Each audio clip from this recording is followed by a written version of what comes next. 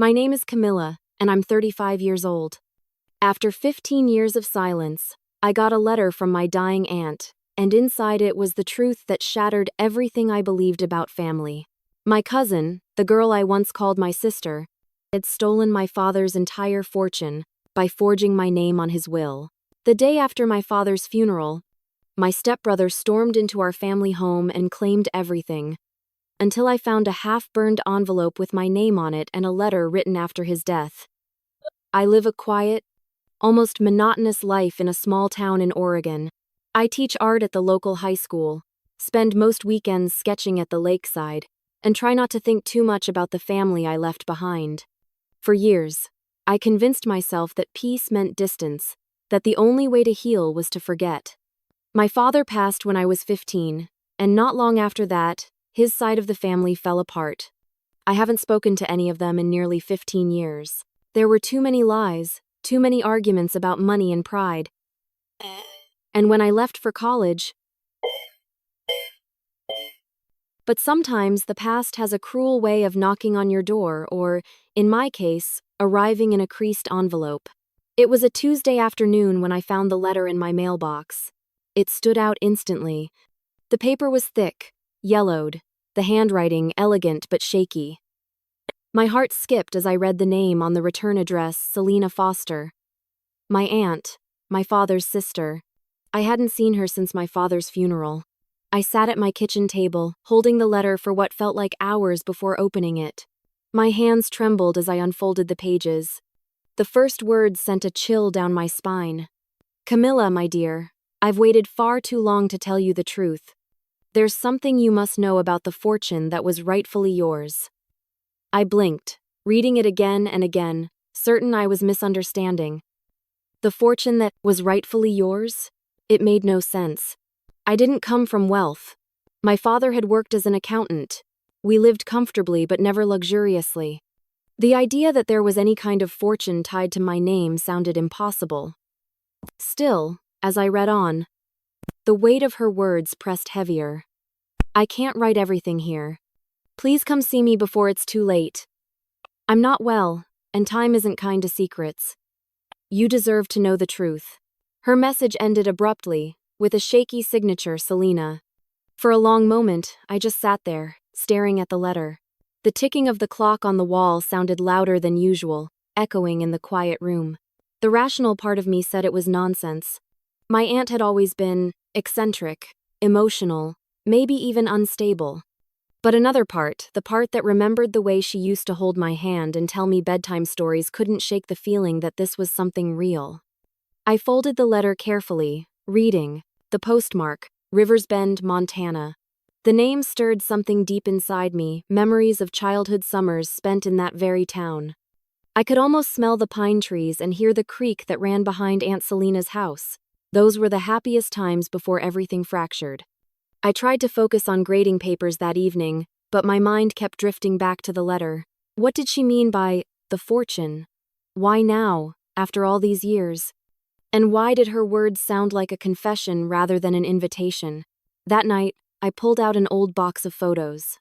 Buried beneath faded Polaroids of family picnics and lake trips, I found a picture of Aunt Selena holding my hand when I was around 8.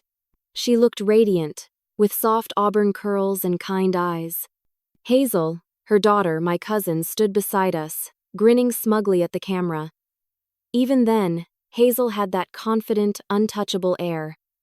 A wave of unease washed over me. I hadn't thought about Hazel in years, but I remembered her sharp tongue and the way she always seemed to be competing with me for everything: attention, praise, affection. I sighed, closing the box. This was absurd. I told myself I wouldn't go. I didn't owe anyone in that family my time, not after the way they'd all disappeared from my life after my father's funeral. But as the night deepened and the wind pressed against the windows, I couldn't shake a gnawing sense of urgency. Her words echoed in my mind, before it's too late. The next morning I woke with the decision already made. I couldn't explain it. Maybe it was curiosity, maybe guilt, maybe just the faint hope of understanding something about my father's past. Whatever it was, I knew I had to go. I called my principal to request a few days off, packed a small suitcase, and loaded my car. As I drove out of town, the Oregon rain turned the road slick and glistening, blurring the lines between logic and impulse. The long drive to Montana felt like a descent into another life one I'd tried to bury.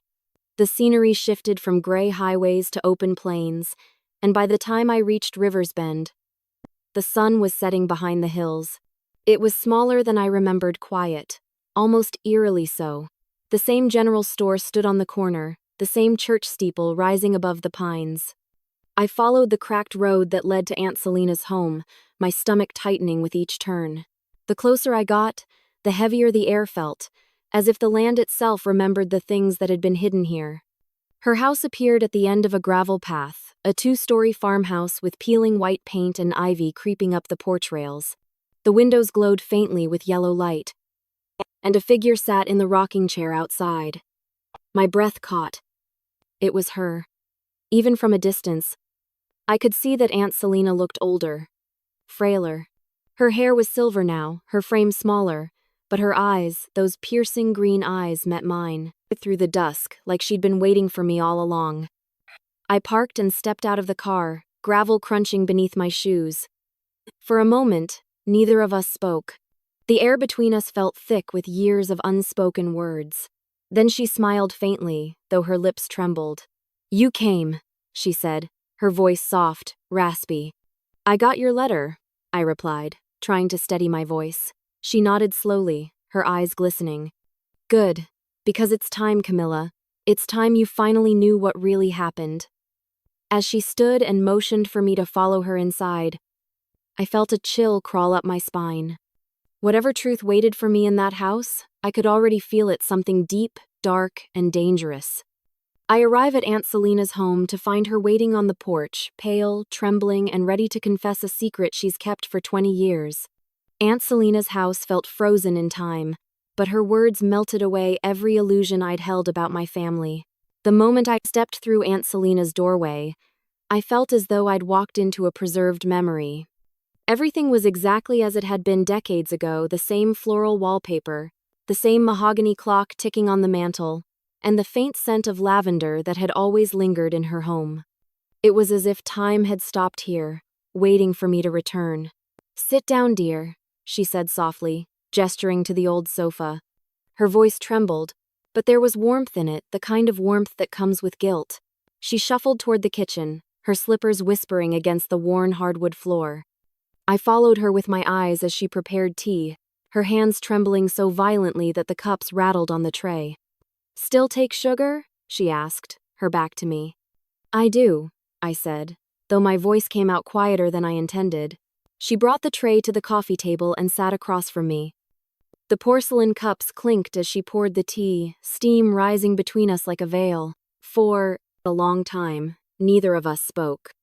It was only when she sighed and looked at me, truly looked at me, that I saw the weight of something unsaid pressing behind her eyes.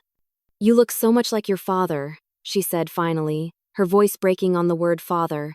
"Graham was always so proud of you." I swallowed hard. It had been years since anyone mentioned him to me by name. "You and he were close, weren't you?" She nodded slowly. "We were inseparable as children. He was the one who looked after me after our parents passed. He took charge of the estate, the land, the trust, everything. Your father was always the responsible one. I was just the dreamer." Her eyes drifted toward the old family portrait on the wall, one I remembered from childhood. My father, smiling faintly in his gray suit. Aunt Selena, radiant and young. And beside her, Hazel, my cousin, golden-haired and confident even at 16. I was in that picture too, barely 9 years old, standing beside Hazel, my expression awkward and shy. "Do you remember those summers here?" she asked quietly. I nodded. "I do. Hazel and I used to play by the creek. We'd catch frogs, climb trees, until we didn't."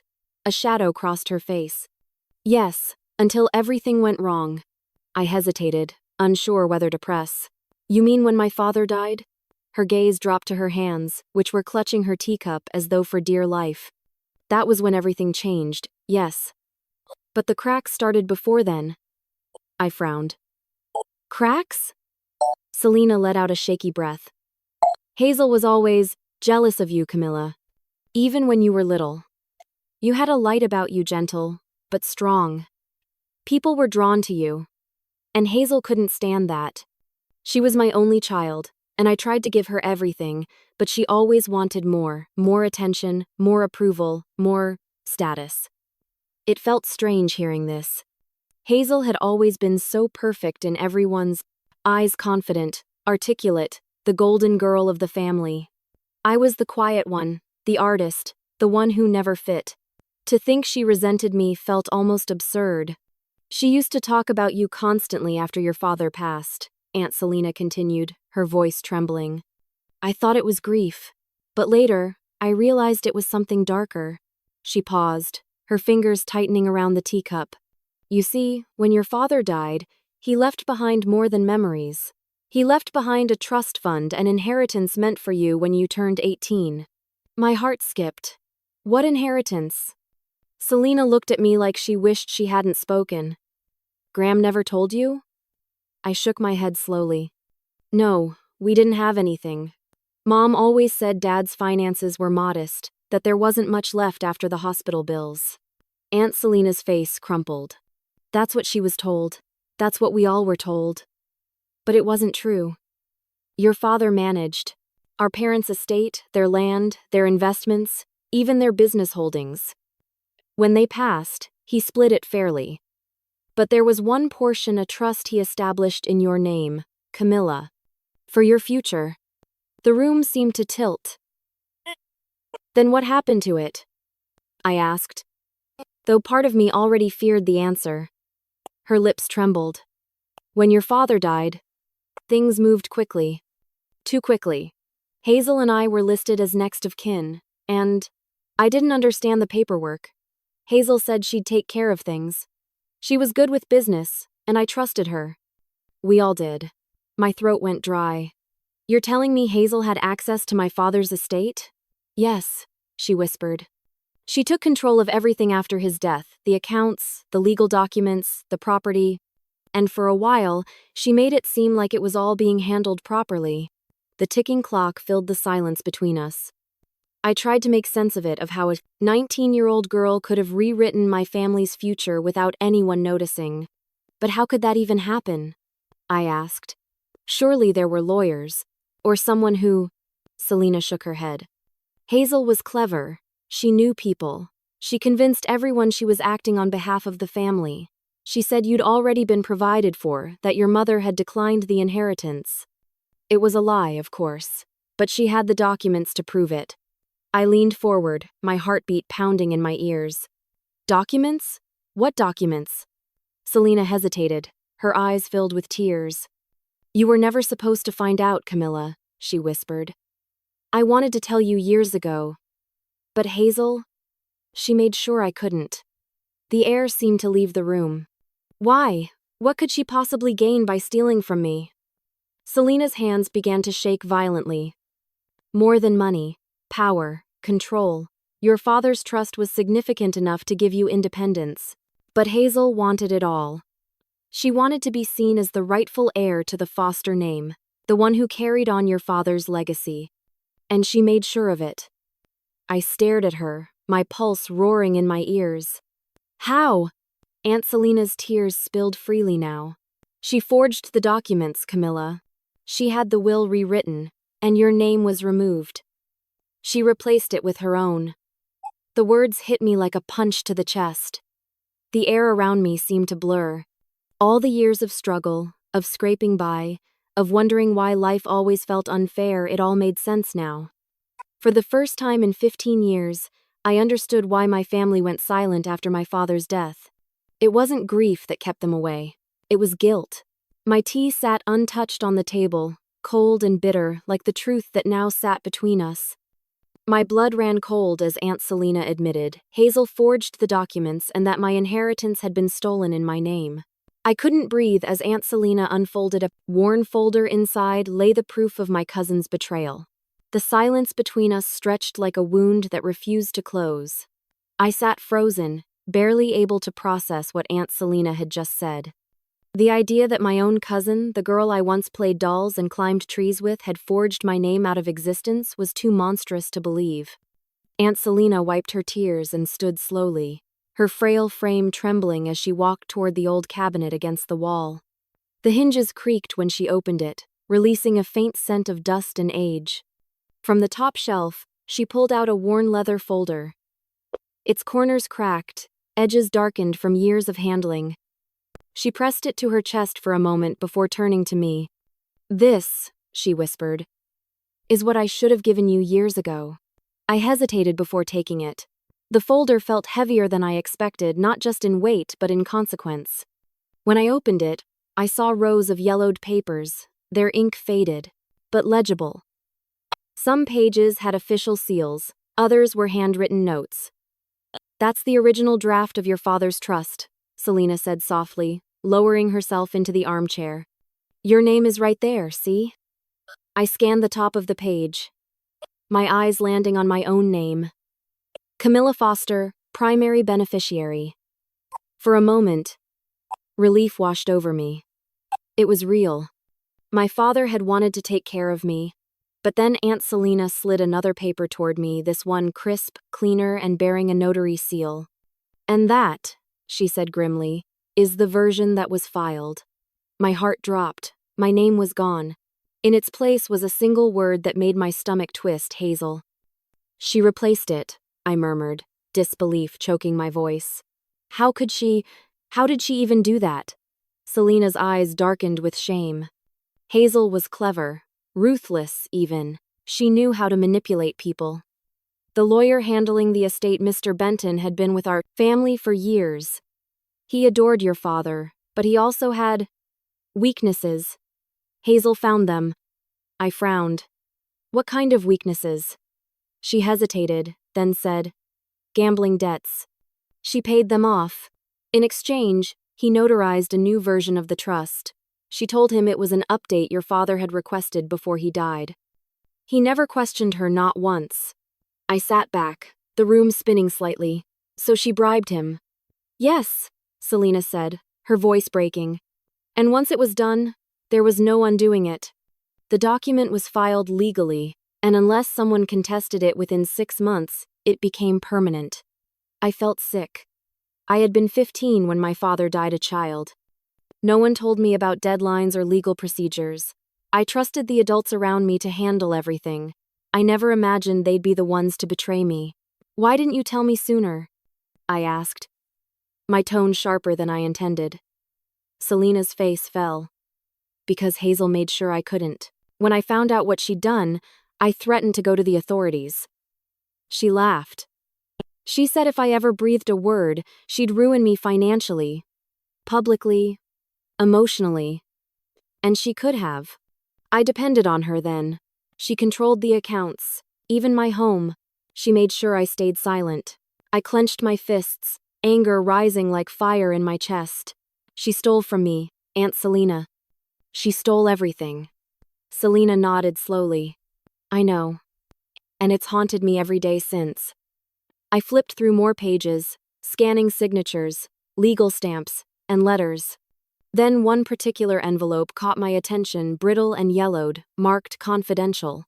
Inside was a letter written in Hazel's familiar handwriting. "Mr. Benton, thank you again for your discretion. The family is finally at peace now that everything is settled properly. I'll make sure you're taken care of as promised." The words made my stomach turn. "She didn't even try to hide it," I whispered. "She actually thanked him for it." Selina looked away, shame filling her eyes. I scanned the rest of the file, trying to make sense of the numbers. That's when I saw it a line stating the estate's total value at the time of transfer, $798,000, nearly $800,000. My father had left me nearly $1 million and Hazel had taken it all. $800,000. I'd been working 2 jobs just to keep up with rent, teaching art classes on weekends to pay for health insurance. I could barely afford a new car, and meanwhile, Hazel had been traveling across Europe, running her luxury boutique, and posting photos of her vineyards on social media. I'd seen them once, I'd scrolled through them bitterly, not knowing the money behind them was supposed to be mine. The realization hit like a sledgehammer. My father's love, his careful planning, all of it had been twisted into Hazel's ladder to success. Selena placed a hand over mine, her skin cool and fragile. I wanted to stop her. I wrote to you twice after she took control, but both letters came back undelivered. Later, I found out Hazel had been intercepting my mail.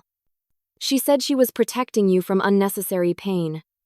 I stared at her, my chest aching. She made sure I never knew. Yes, she whispered. She wanted to erase you, Camilla, completely. For a long while, neither of us spoke. The ticking clock in the background filled the silence again, slow and steady like a countdown.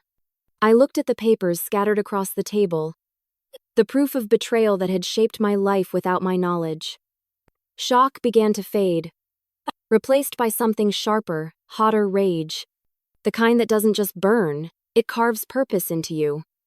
She can't get away with this, I said finally, my voice low but steady. Not anymore. Aunt Selena looked terrified. You don't understand, child. Hazel isn't who she used to be. She has power. Now, influence, money, connections. If you go after her, she'll destroy you. I met her gaze. Then she can try. Selena's expression softened into sorrow. She leaned back in her chair, exhausted. Your father was the same way, she murmured.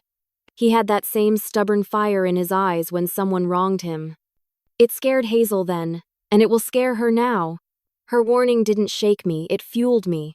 I gathered the papers carefully and slid them back into the leather folder. Every word, every number, every signature was a weapon now.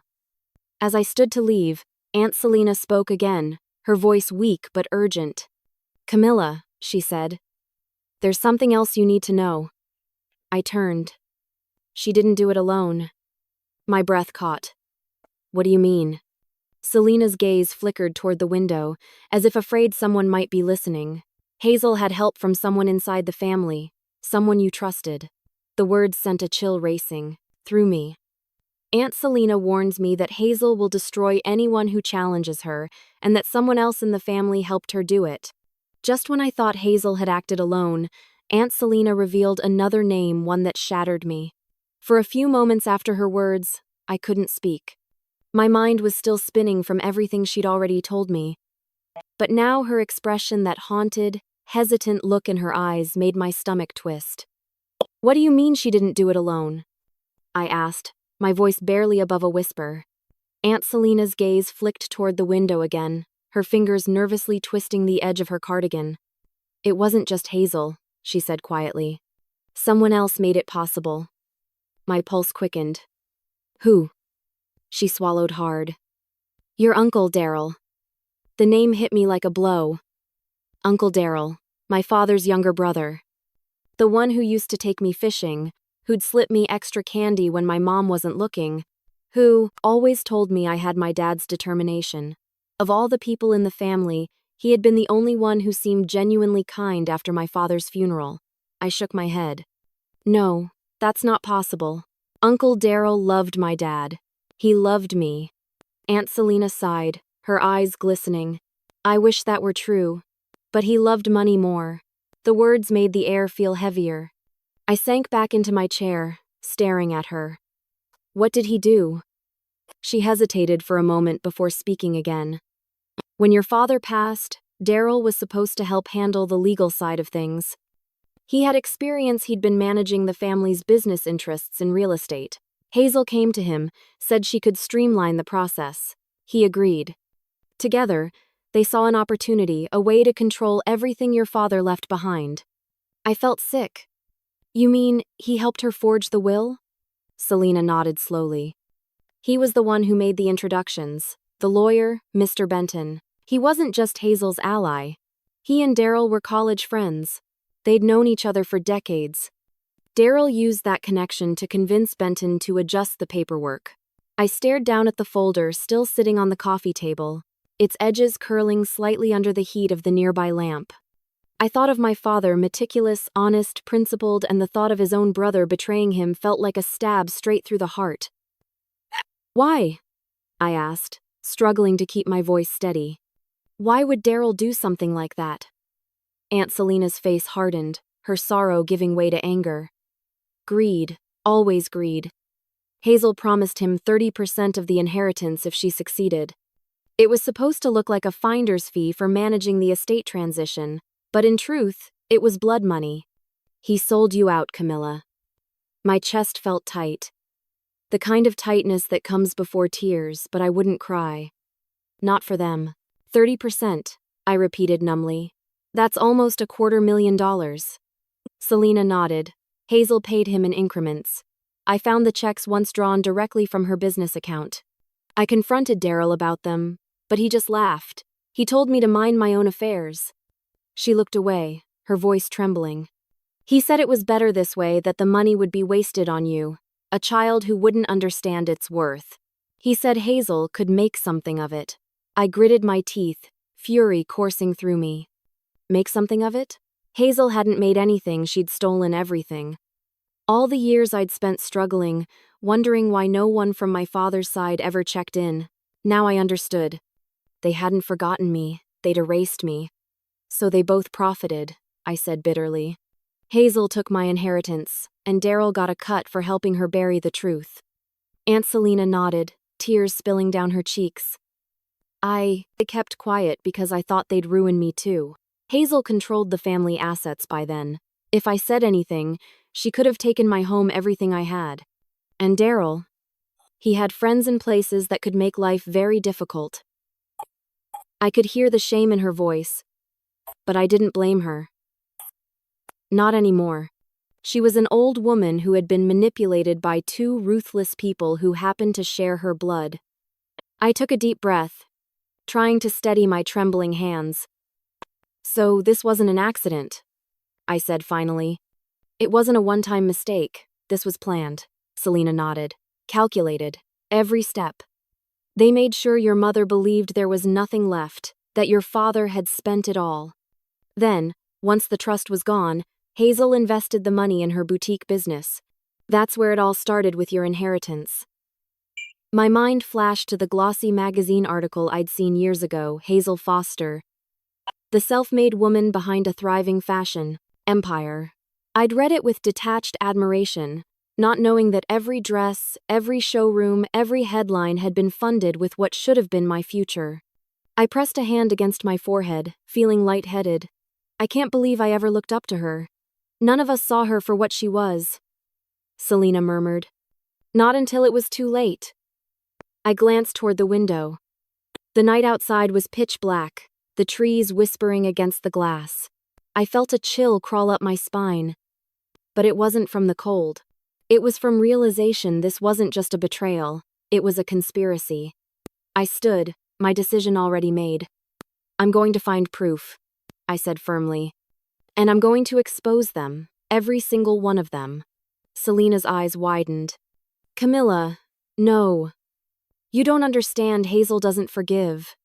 Neither does Daryl. If they find out you're digging into this, then let them. I cut in. They've already taken everything from me, once. They won't do it again. She shook her head, her voice trembling. They're dangerous. Daryl has friends in law enforcement. Hazel has influence in the business world. If you go after them alone, they'll destroy you before you even get close. I'm not afraid, I said, though my voice betrayed the faintest quiver. She reached for my hand, gripping it tightly. Promise me you'll be careful. I don't want you ending up like your father. Her words froze me. What do you mean? But she didn't answer. She just stared into the distance, her fingers trembling around mine. A clock chimed somewhere in the house. It was late, far later than I'd realized. I stood reluctantly, telling her I'd check into a motel for the night and return in the morning. She nodded weakly, clearly exhausted. As I left her porch, the cold air hit me like a wall. The night was quiet, almost too quiet. I tried to shake the feeling of unease, blaming it on exhaustion. The drive to the motel took less than 15 minutes. But every shadow on the road seemed to follow me. I checked in, dropped my bag. My mind raced. Hazel, Daryl, Mr. Benton, their names echoed like ghosts in my head. I must have drifted off because I woke suddenly to a sound faint, deliberate. Footsteps. I froze.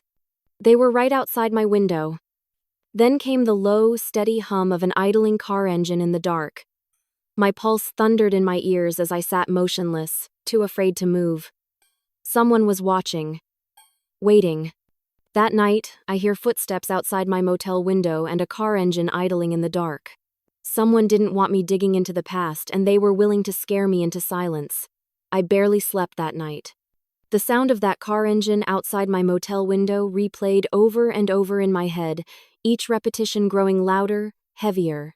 By the time the sun rose, I had convinced myself I'd imagined it, that my mind, overstimulated by the weight of old secrets, had conjured the noise from paranoia.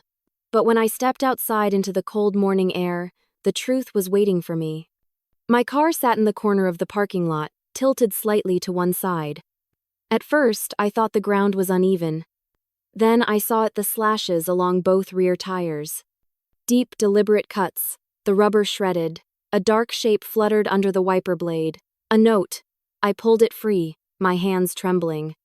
The handwriting was jagged, angry, written in black marker. Stop asking questions.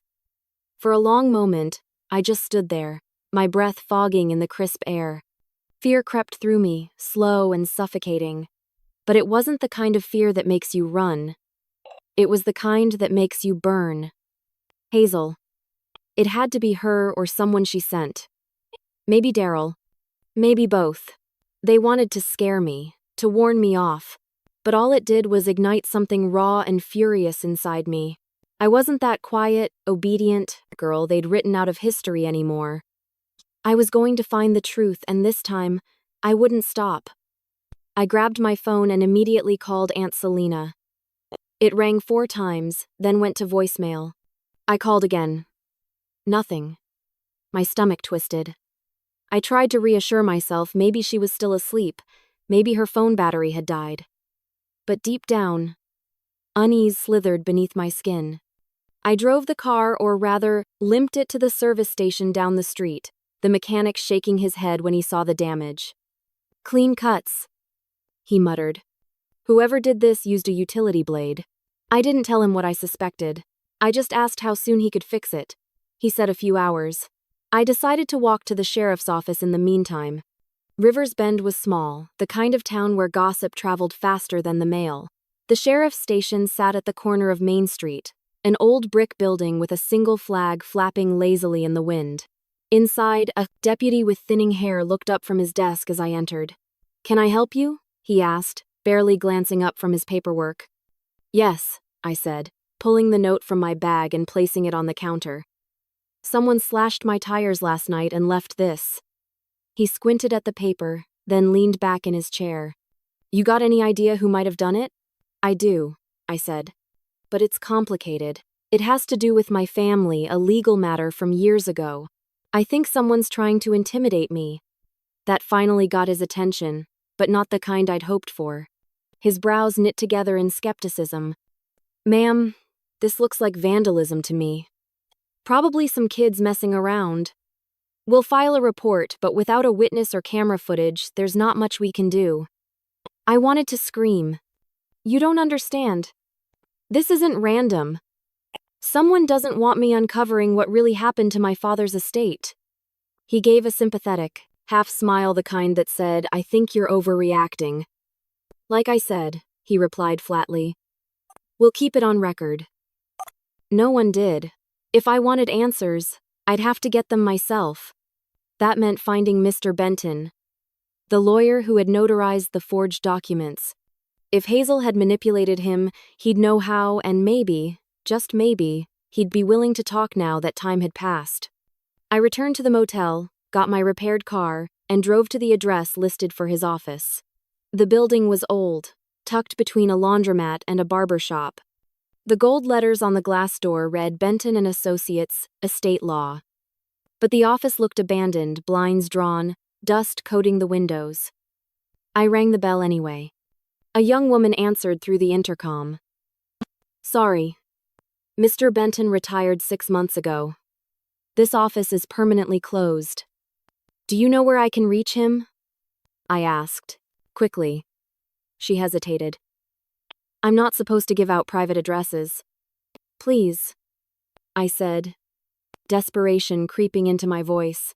It's important. It's about the Foster estate. There was a pause. Then, almost reluctantly, she said, he moved to a retirement complex on the north end of town. Maplewood Gardens. That was all I needed. I thanked her and left immediately. The drive to Maplewood Gardens took 20 minutes long enough for my nerves to start churning again. The complex was peaceful, the kind of place built for quiet lives and gentle endings. Rows of small cottages lined a manicured path, each with a porch swing and hanging flowers. I parked, walked up to cottage 12, and knocked. After a long silence, the door creaked open. Mr. Benton stood there, or rather, the man who used to be him. He was thinner, older, his back slightly bent. His once slicked hair was gray and sparse. But his eyes, those calculating lawyer's eyes, were the same. Yes, he rasped, squinting at me. My name is Camilla Foster, I said carefully. I think you know who I am. He froze, the color draining from his face. For a moment, I thought he might slam the door. Instead, he sighed and gestured for me to step onto the porch. I was wondering when you'd come, he muttered. You look just like your father. The mention of my father made my throat tighten. Then you know why I'm here. He didn't answer right away. Instead, he sat in the rocking chair, his hands trembling slightly as he reached for a cup of cold tea on the table beside him. You shouldn't have come, he said finally. It's better to let the past stay buried. The past isn't buried, I snapped. It was stolen. By Hazel. By Daryl. And by you. His eyes flicked up sharply. I didn't steal anything, he said, voice cracking. I just made adjustments. You don't know what they were capable of. So, you admit it. I pressed. You changed the documents. You took my name off the trust. He exhaled slowly. I didn't have a choice. Daryl came to me first. He said it was just a minor correction. Then Hazel got involved. She promised she'd take care of me for life, pay off my debts, keep my family safe. His hands shook as he spoke. And for the first time, I saw not just guilt, but fear. She's not the kind of woman you cross, Miss Foster. You think she's dangerous now? You should have seen her then. I stared at him, disgusted. You helped destroy my father's legacy. You helped rob a child. He didn't deny it. He just looked away. The weight of his choices carved into the lines on his face. I've said enough, he murmured. You should go. I stood, furious, ready to leave when he suddenly reached into his coat pocket and pulled out a small sealed envelope.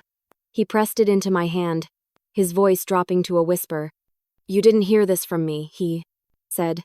Before I could respond, he retreated inside and shut the door. I stood there on the porch, the envelope burning in my palm like a live coal.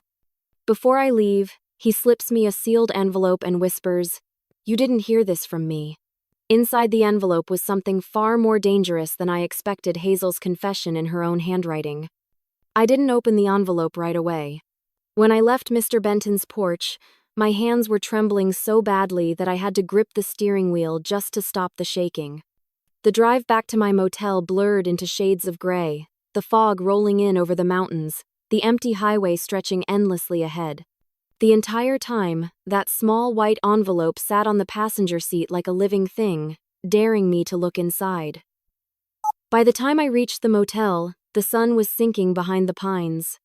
I locked the door, drew the curtains, and sat at the desk beneath the weak yellow light.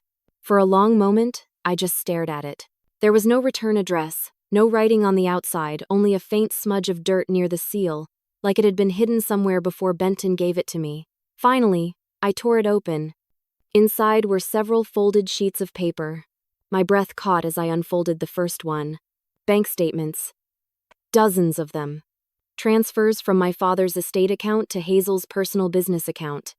Each transaction dated between the months following his death and the year I turned 18. And attached to the statements Hazel's signature. Her elegant, looping script, bold and confident. The next page was worse. A handwritten note. It wasn't addressed to anyone, but I recognized the writing instantly. Hazel's. Her pen strokes were forceful, almost angry. I didn't mean for it to go this far. I just wanted what I was owed. But now it's all too tangled.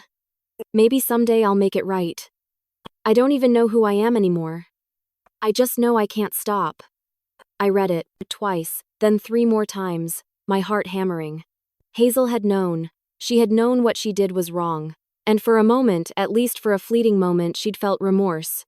The following pages were copies of correspondence, typed letters between Hazel and Mr. Benton, all signed by both parties. The earliest ones were polite, businesslike. The later ones were desperate, full of veiled threats and fear. At the bottom of the stack was a small note in Benton's handwriting. His shaky script was barely legible. If this reaches the press, they'll come after you. Hazel and Daryl won't hesitate to silence anyone who threatens them. You're playing with fire, Miss Foster. Be careful. I sat back, stunned. It was one thing to suspect they'd stolen from me, but to see it, to hold the proof, was something else entirely. And yet, a sick realization began to settle over me. Aunt Selina had known. She must have. There was no way she didn't. Maybe Benton had told her. Maybe Hazel had slipped up. But she'd been carrying this secret for years, terrified and alone. That thought sent a jolt through me. I grabbed my phone and dialed Aunt Selina again. Straight to voicemail. Please call me back, I said after the beep, my voice shaking. I found something. We need to talk. I threw on my jacket and rushed to my car. The roads were empty, the town eerily quiet. As I drove toward her house, dread began to claw at my chest. The closer I got, the stronger it grew, an unshakable certainty that something was wrong. When I pulled up the gravel driveway, her porch light was still on, flickering faintly in the dusk. The front door was ajar. Selina? I called, stepping cautiously inside. The house was dark except for the dim glow of a lamp in the living room. Papers were scattered across the floor, drawers pulled open, curtains half torn. My pulse thundered in my ears. Aunt Selina? I tried again, my voice breaking. No answer. In the kitchen, a half-finished cup of tea sat on the table beside an overturned chair. The tea was still warm. Something terrible had happened here, and it hadn't been long ago. I moved carefully through the house, checking each room, but there was no sign of her, only silence, and the faint ticking of the wall clock. When I returned to the kitchen, I noticed something on the counter, a single sheet of paper. I recognized the handwriting immediately. I'm sorry, Camilla. Just 3 words. Nothing more. My knees nearly buckled as I read them. I clutched the counter, feeling the edges of panic closing in. I dialed her number again, then Daryl's. Though I didn't even know what I'd say if he answered. Both went straight to voicemail. The air in the room felt heavy, thick with something unseen. That's when my phone buzzed. A text message from an unknown number. I opened it, my hands trembling. You should have stayed out of this. No name, no signature, just those words, white on black, staring back at me. My stomach twisted. I looked around the room, half expecting someone to step out of the shadows. The house felt smaller now, suffocating. I ran to the window and peered outside. The road was empty, no cars, no movement. But the dread wouldn't leave. My mind raced. Who had sent it? Hazel? Daryl? Someone working for them? And where was Aunt Selina? I turned back toward the table, scanning the mess of papers, desperate for any clue. That's when I noticed faint, muddy footprints near the back door, 2 sets. One smaller, one larger. They led out into the yard, disappearing into the night. My breath caught. It wasn't a robbery. It wasn't random. Someone had come for her. I ran outside, shouting her name into the cold air, but my voice only echoed off the trees. The darkness swallowed it whole. For a moment, I just stood there, frozen in place, the night pressing in around me.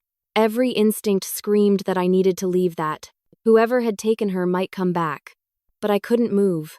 My mind kept circling back to her trembling voice, her warnings, Her tears. She'd told me Hazel would destroy anyone who got too close. And now she was gone. I stumbled back to the car, gripping the folder of evidence and the cursed envelope tight against my chest. This wasn't just about money anymore. It wasn't even about revenge. It was about survival. And I knew, deep in my gut, that Hazel wasn't finished yet. I realize Aunt Selina has been taken and Hazel is behind it. For the first time in years, I came face to face with Hazel and she wasn't sorry. After that night at Aunt Selina's house, I didn't sleep. I sat in my car till dawn, watching the horizon bleed from black to gray, clutching the envelope like a lifeline. Every instinct screamed that Hazel was behind this. Aunt Selina had warned me and now she'd vanished. I spent the next morning piecing together everything I had. The bank, records, Hazel's confession note, Mr. Benton's warning, all of it pointed to her. The only question left was where to find her. I didn't have to look far. A quick online search brought up Hazel's company website, Hazel Foster Estates. The contact page listed a vineyard and tasting room located in the Southern Valley outside Rivers Bend. It was her crown jewel, the business she'd built on stolen blood money. By noon, I was on the road. The highway narrowed into dirt paths lined with grapevines that stretched endlessly toward the horizon. The air smelled sweet, almost deceptively peaceful, but my hands were gripping the steering wheel so tightly they hurt. As I drove through the open gate of Foster Valley Vineyards, I felt that same eerie quiet from the night before. The estate looked serene, rows of vines, a sprawling stone mansion, fountains glinting under the sun, but there was something cold about it. Too perfect, too controlled. I parked near the main courtyard and stepped out. Within seconds, I heard footsteps. Hazel emerged from the archway, wearing a tailored cream suit and dark sunglasses. She looked exactly as I remembered, tall, poised, effortlessly beautiful. But her expression faltered when she saw me. For just a heartbeat, genuine shock crossed her face before she rearranged it into a smile. "Well, if it isn't little Camilla," she said smoothly. It's been 15 years? "Long enough," I said flatly. "We need to talk." Her smile widened, but her eyes were calculating. "About what, darling?" "Family reunions aren't really my thing." I stepped closer, pulling the folded papers from my bag. "About this." She tilted her head, curiosity flickering, but when she saw the first page, her face drained of color. She tried to cover it with a laugh. "Oh, dear, you've been digging, haven't you?" "Digging?" I said sharply. "You mean uncovering the truth about how you stole my inheritance, forged my father's trust, and ruined your own mother's life?"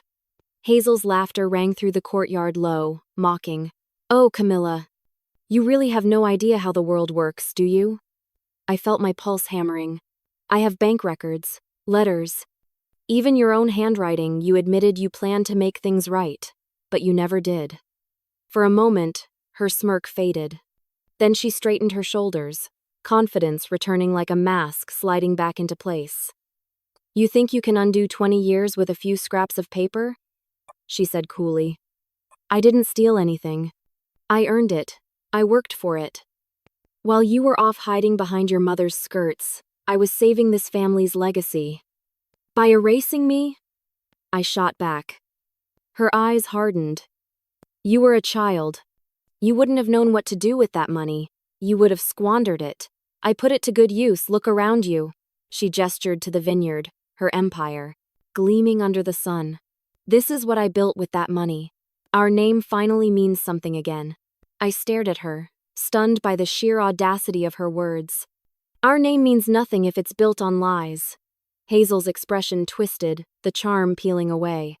"You always thought you were better than me," she hissed. "Daddy's little angel. Everyone loved you, Graham's precious daughter." "Well, guess what, Camilla? I was the one who kept this family alive after he died. I deserve this." My anger boiled over. "You don't deserve anything," I said through gritted teeth.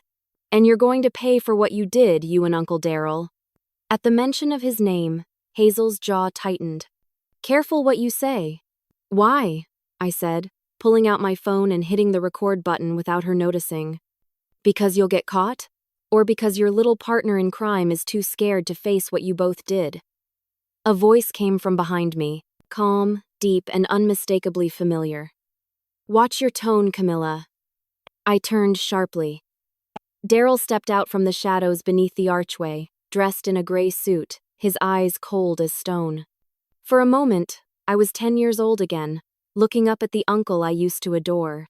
But the man standing before me wasn't the one who took me fishing or read me bedtime stories. His smile was wrong calculated, snake-like. "You shouldn't be here," he said. "You're trespassing." I took a step back.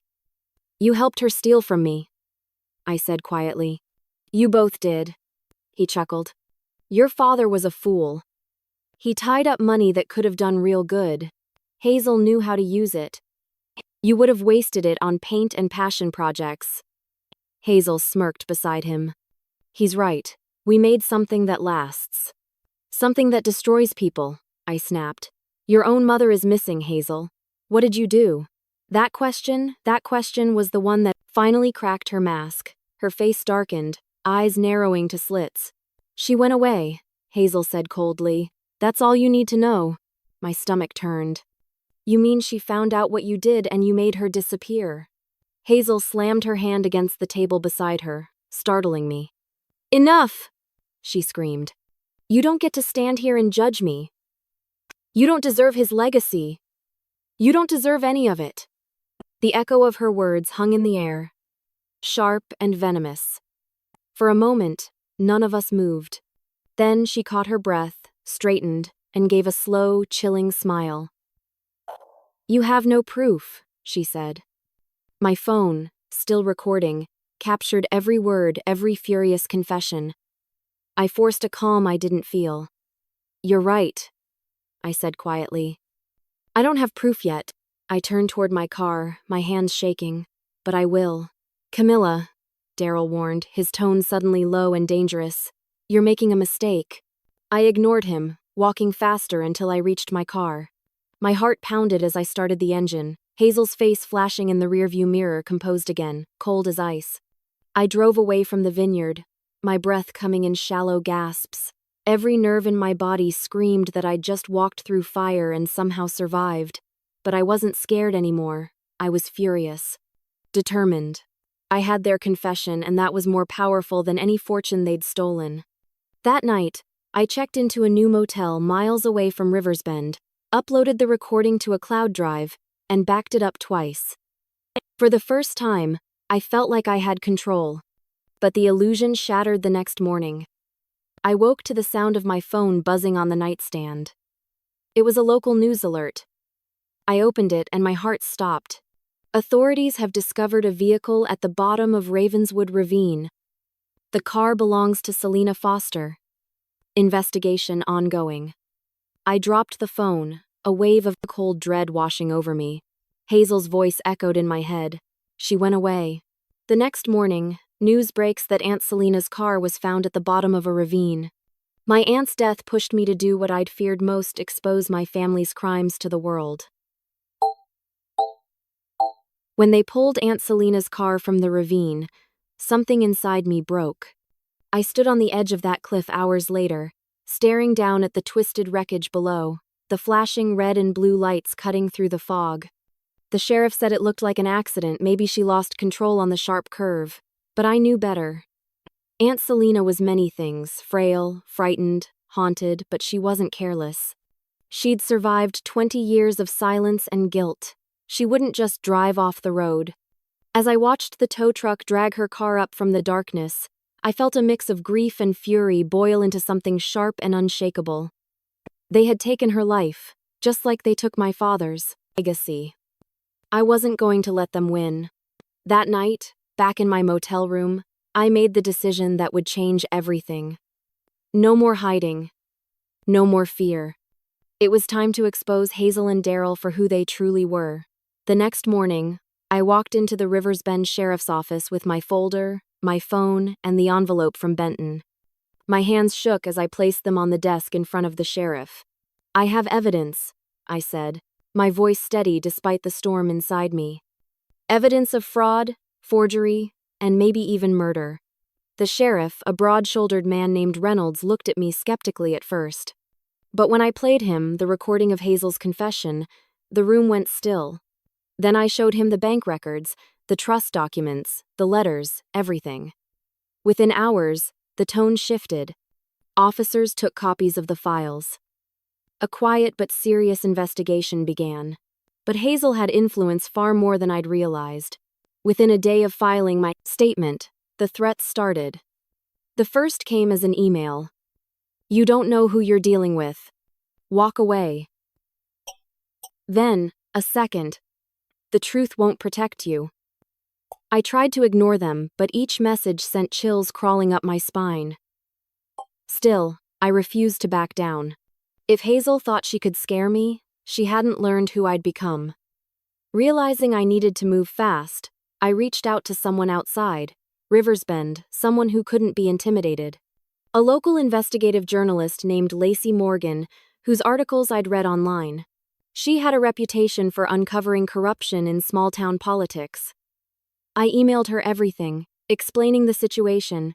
She called me that same night. "Camilla," she said, her voice calm but firm. "What you have here isn't just family drama. It's financial crime on a massive scale. If this is real, and it looks very real, we're going to make sure the world knows." Together, we began connecting the dots. Lacey helped me trace Hazel's companies, a web of shell corporations and fake investors. The money trail was messy, but it all led back to the same accounts, the ones originally tied to my father's trust. Over the years, Hazel had laundered the stolen inheritance through her business ventures, building her empire on a foundation of fraud. When we presented our findings to the state authorities, things finally began to move. The first arrest came quietly. Daryl. They took him from his office in handcuffs after uncovering his connection to the altered documents and offshore accounts. Watching the footage on the evening news was surreal. The man who once tucked me into bed when I was a child now stared blankly at the cameras, his reputation shattered. But Hazel was a harder target. The moment word of Daryl's arrest broke, she disappeared. Her lawyers claimed she was out of the country for business reasons. But Lacey and I knew the truth. For 2 weeks, she was a ghost. Then, one morning, Lacey called me, her voice trembling with excitement. "They found her," she said. She tried to board a flight to Switzerland using a fake passport. I sat there, numb, as the words sank in. Hazel, always one step ahead, always in control, had finally been caught. When the news broke, the headlines spread fast. Heir to Foster estate arrested on fraud and forgery charges. Businesswoman built empire on stolen family wealth. Seeing her mugshot for the first time made my stomach twist. Even in custody, she looked defiant, her chin raised, eyes sharp with anger. She'd lost everything, but she still looked like she thought she could win. I attended Aunt Selena's funeral a week later. It was small, just me, a few neighbors, and an old pastor who remembered her kindness. The sky was gray, heavy with drizzle. As the coffin lowered, I placed a single white lily on the wood and whispered, "You didn't die for nothing." Because she hadn't. Her courage, her letter, her choice to finally speak, that was the spark that brought down an empire. Months passed before the legal case wrapped up. The court proceedings were long and brutal. Hazel's defense tried to twist everything, blaming Benton, blaming Daryl, even hinting that my father's paperwork had been misinterpreted. But the evidence was undeniable. In the end, the judge ruled in my favor. The original trust was reinstated in my name, and Hazel's holdings were seized to recover as much of the stolen wealth as possible. Daryl received a prison sentence for conspiracy and fraud. Hazel's sentence was longer; she'd spend years behind bars. The day the verdict was read, I felt something I hadn't in years: relief. But it was a fragile kind, tempered by everything it had cost. After the hearing, I returned home to a quiet, empty house. The phone calls from lawyers, the constant tension, it was all finally over. I sat at the kitchen table, staring at the paperwork that officially restored the inheritance. The sum was still staggering, though less than what Hazel had once taken. It didn't feel like victory, it felt like survival. As I signed the final document, the lawyer handed me a small, weathered wooden box. He said it had been discovered in a safety deposit locker tied to my father's name, released only after the estate was settled. Across the lid, written in my father's handwriting, were the words, "For Camilla from your father." For a long moment, I couldn't move. The courtroom noise faded. The lawyers' voices became distant hums. All I could see was that box, the one thing left of him that Hazel hadn't destroyed. I ran my fingers across the inscription, tears welling in my eyes. My father had planned for me to find this not as a child, not when I was broken, but when I was finally ready. As I sign the final legal papers, I find a sealed box labeled, "For Camilla from your predilection, Father." Inside my father's box was something more valuable than the fortune, the truth he never got to tell me. The lawyer's office emptied out slowly after the verdict, but I stayed behind, staring at the wooden box sitting on the polished table in front of me. It was small, no larger than a shoebox, yet it felt impossibly heavy. Across the lid, my father's handwriting stretched in faded ink. "For Camilla from your father." For a long time, I couldn't bring myself to open it. My hands trembled every time I reached for the latch. I'd fought so hard, lost so much, and finally uncovered the truth, but now that the box was here, I felt like a child again, scared of what I might find. Finally, I drew a deep breath and lifted the lid. Inside, neatly arranged, were stacks of old photographs, a bundle of letters tied with a ribbon, and a small silver key resting on top. The scent of aged paper and cedar drifted up, bringing with it 1,000 memories of my father's study, the way he'd hum while balancing his books, the faint smell of ink and wood polish. The photographs were from another lifetime, my father smiling beside my mother on their wedding day, Aunt Selina holding baby Hazel in her arms. Me, a toddler, sitting on my father's shoulders as he pointed toward the lake behind our home. I'd forgotten how warm his eyes were, steady, kind, always patient. I brushed a tear away and reached for the letters. The first was addressed to me. "My dearest Camilla, if you are reading this, it means I'm no longer here to tell you what I should have said long ago. I tried to build a future that would protect you. But families are complicated. Money changes people, and envy can turn love into something cruel." I swallowed hard, my throat tightening. His words were calm, but I could feel the sadness behind them. He must have sensed it, the rift growing between Hazel and me, even when we were just children. The next letter wasn't for me, but for Aunt Selina. It was dated only a few months before his death. "Selina, if anything ever happens to me, watch over Camilla. I fear Hazel's ambition will one day consume her. I pray I'm wrong, but if I'm not, keep these papers safe." My father had known. He'd seen the darkness forming long before I ever could. I reached for the silver key, engraved with the name of a local bank, Rivers Bend Trust and Savings. My heart pounded as I realized what it must open. Another safety deposit box. Maybe one my father had hidden away before Hazel or Daryl could find it. The next morning, I went to the bank. The teller recognized my last name immediately and disappeared into the back room before returning with a metal box coated in dust. She placed it gently in front of me and stepped away. Inside were a few small heirlooms, my mother's wedding ring, a locket with my baby photo inside, and a leather-bound diary with my father's initials embossed on the cover. The diary was filled with neat, deliberate handwriting. He'd written about his hopes for me, his fears for the family, and the burden of managing the estate. But one passage stood out, circled in red ink: "Forgive, but never forget." I read that line over and over until the letters blurred. It wasn't a command, it was a plea. He didn't want me to carry hatred, only truth. When I closed the diary, I realized something I hadn't before. I'd spent months chasing justice, driven by anger and pain. But now, standing in that quiet bank, holding the final words of the man who'd loved me most, I understood what real closure meant. It wasn't revenge, it was peace. Over the following weeks, I worked with the lawyers to finalize the estate. The trust funds were restored, the vineyard reclaimed, and what remained of Hazel's assets redistributed to repair the damage she'd done. The court required her to pay restitution, though it could never repay what was now truly lost. When the dust settled, I found myself sitting alone in Aunt Selina's house, now legally mine. The same ticking clock still echoed from the mantel, The air still faintly smelled of lavender. But this time, the silence wasn't suffocating. It was peaceful. I used part of the restored fortune to establish a scholarship fund in her name, the Selena Foster Foundation for Courage and Truth.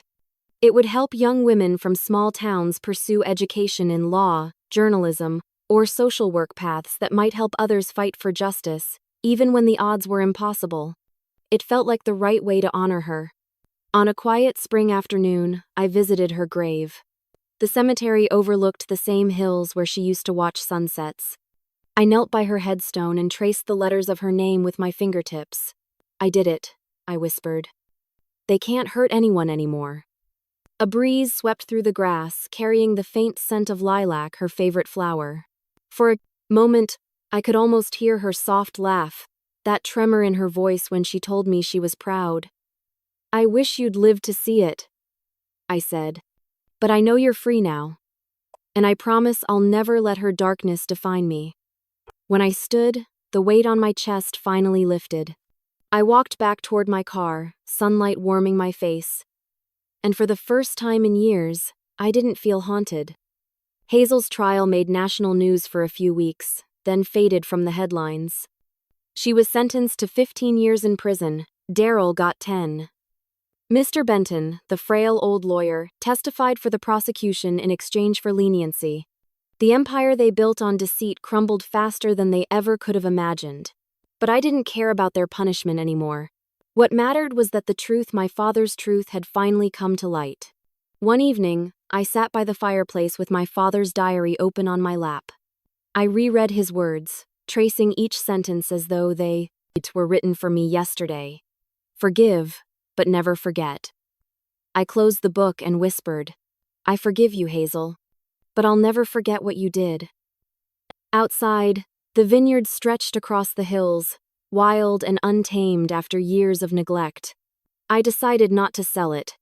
Instead, I hired locals to restore it not for profit, but as a symbol of rebuilding.